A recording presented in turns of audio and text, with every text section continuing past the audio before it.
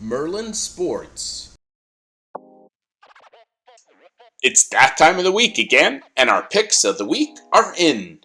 Let's start with Merlin's Lock of the Week. For our first matchup, we have the Minnesota Vikings visiting Carolina to play the Panthers. Now, both these teams sit at 0-3, so one of them is going to record their first win, barring a tie. Minnesota is coming off a home loss to the Los Angeles Chargers, where the Panthers lost at home against the Seattle Seahawks.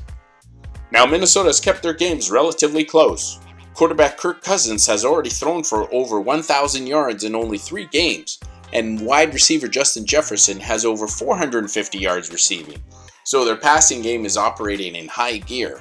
Even though their running game has been mostly ineffective, they really missed Dalvin Cook. However, they are still a dangerous offense. Andy Dalton will make his second start at quarterback for Carolina, while Bryce Young recovers from his injury. Dalton had a pretty good game last time out, throwing over 300 yards and 2 touchdowns against 0 interceptions.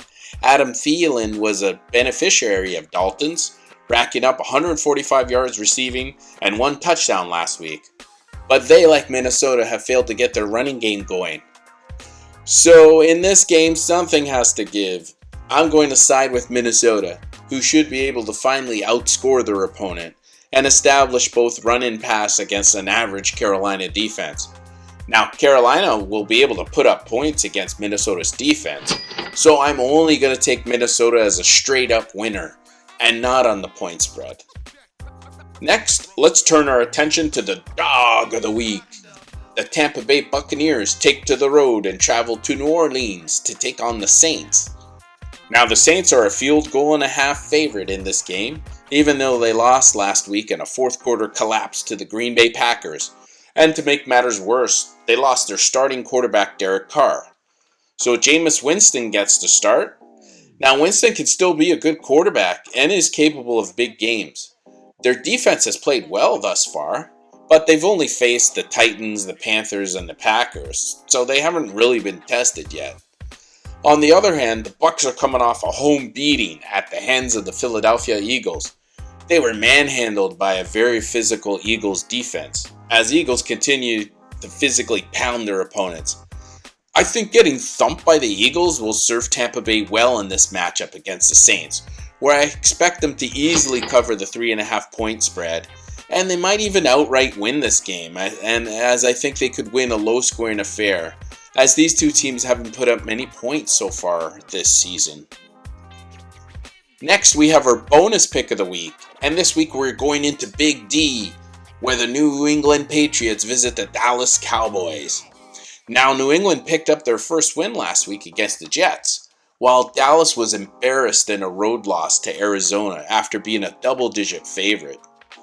The Patriots have kept all their games close, and 2 of them against top competition in the Eagles and Dolphins, and I think that has them somewhat battle-tested this early in the season.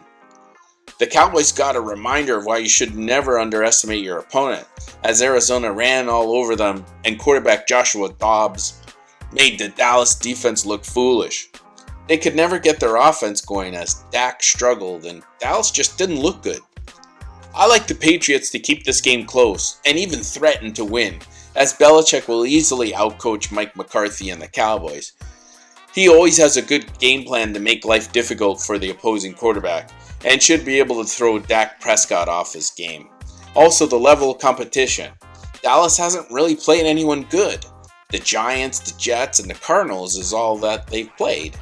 New England has already played 2 of the top teams in the league in the Dolphins and Eagles, and we're competitive in both games. I'll take the Patriots to cover the 6.5 points on the road in Dallas. Well, that does it for this week's picks. Let's see how we did last week.